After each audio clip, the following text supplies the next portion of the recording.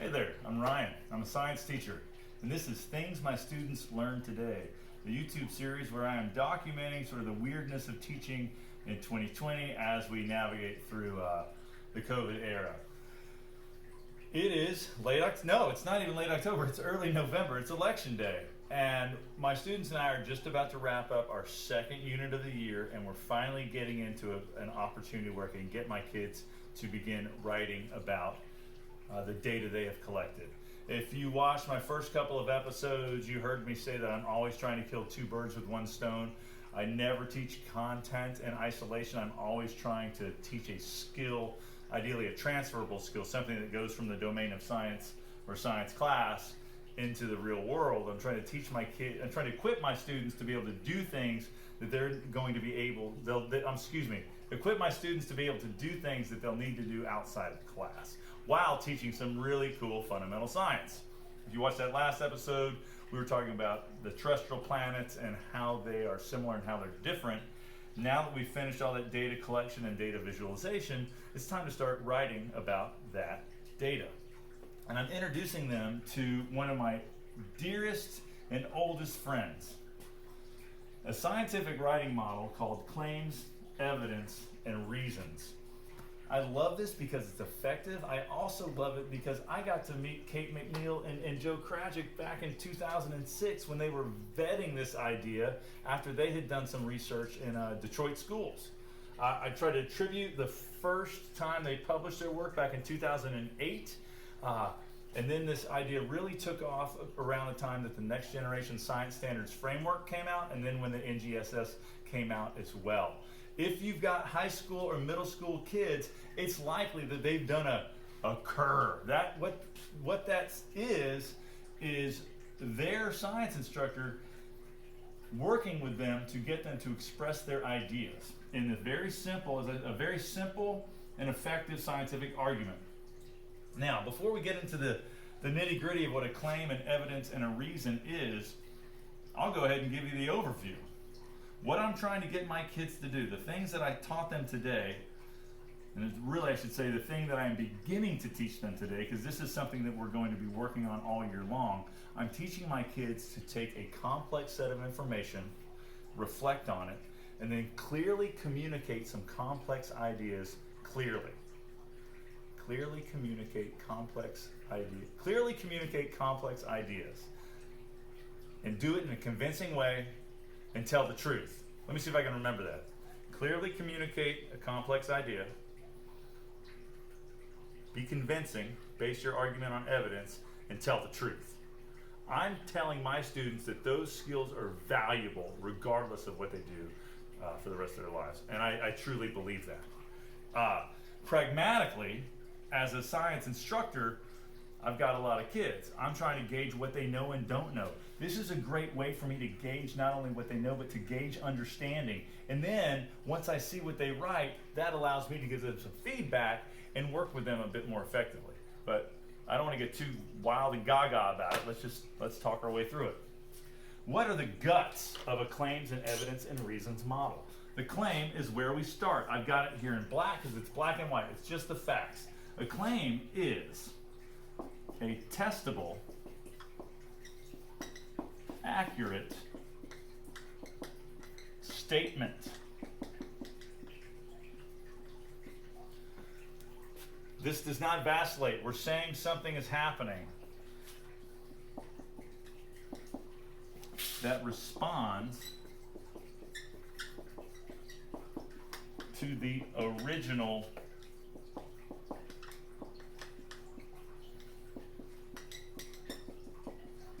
question or prompt.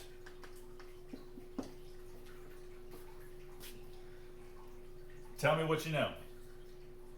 And then what you have to do here is actually say not only what you know, let me give you an example. So I ask my kids, does the density of a planet influence, let me back up.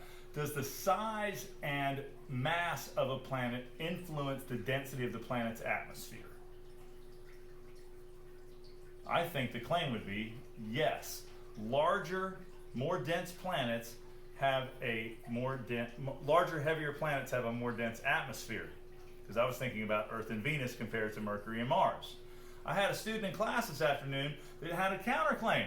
No, apparently the size and mass of a planet has no effect on that planet's density. Because that student looked at Mars, just Earth and Venus, saw they're roughly the same size and roughly the same mass, but Venus's atmosphere is 65 times thicker, heavier than Earth's atmosphere. That was a brilliant claim. It was based on evidence.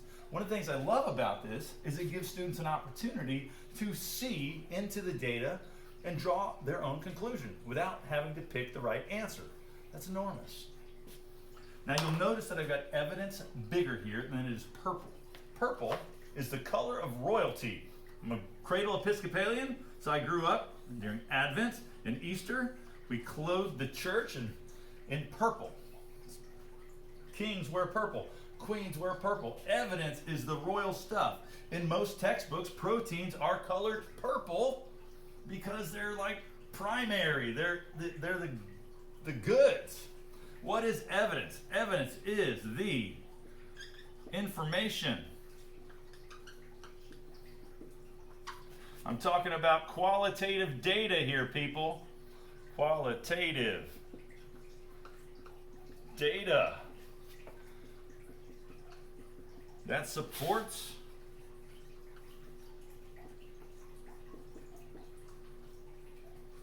the claim. If you've known me for a while, you know that this is your chance to get a whoosh, data smack.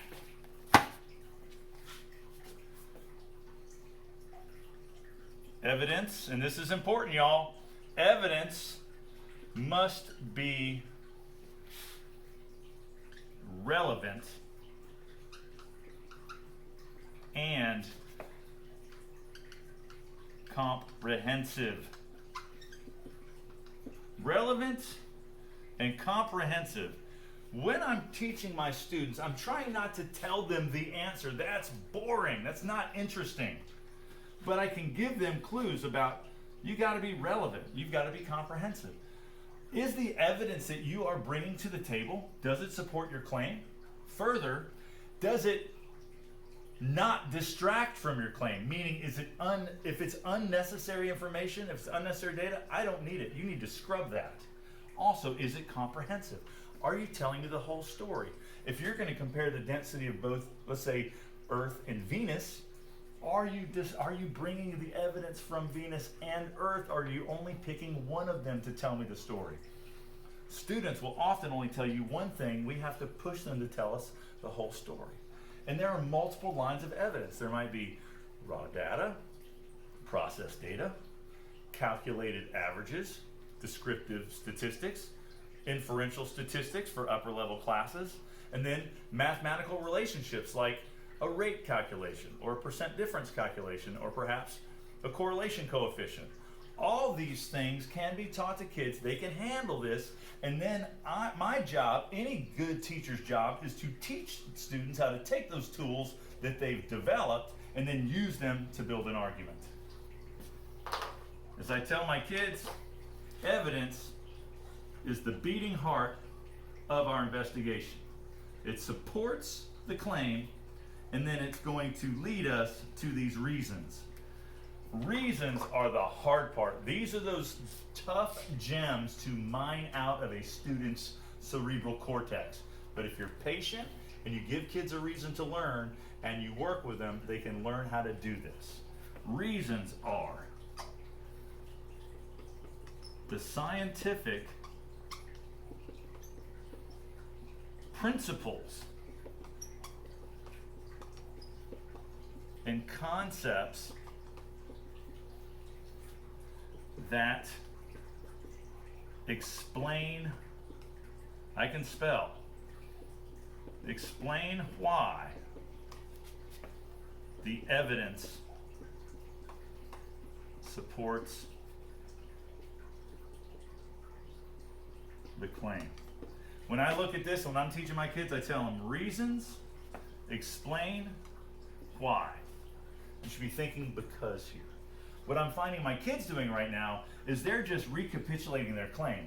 They're telling me, and they're tying up their argument by telling me what they already told me. No, what I'm working with my kids to do is to extend the argument. Tell me why that information matters. Tell me what you know about the science behind the evidence. And again, this is the science, you guys.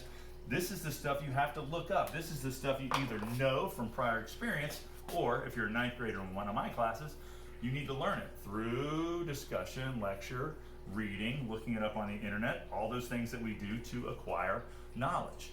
But as I told my kids, I try to be as transparent with them as possible. This is the sweet stuff that I trick them with so that we can do the hard work of figuring out why things happen.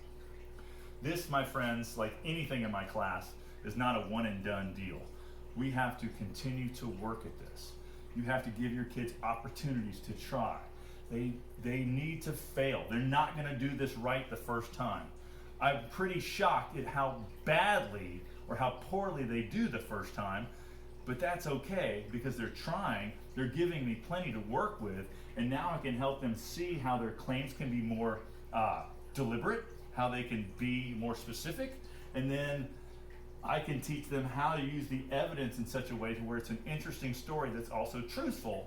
And then that engages kids, and it gives us all a sort of, not to be too huggy-feely about it, but by working through that together, we're in community, and they have a reason to understand the reasons instead of just learn something because they have to. I can get pretty fired up about this. I want to back off and go vote. My name is Ryan. Learning how to build a simple and effective scientific argument with the claims, evidence, and reasons model, that's something my students learned today.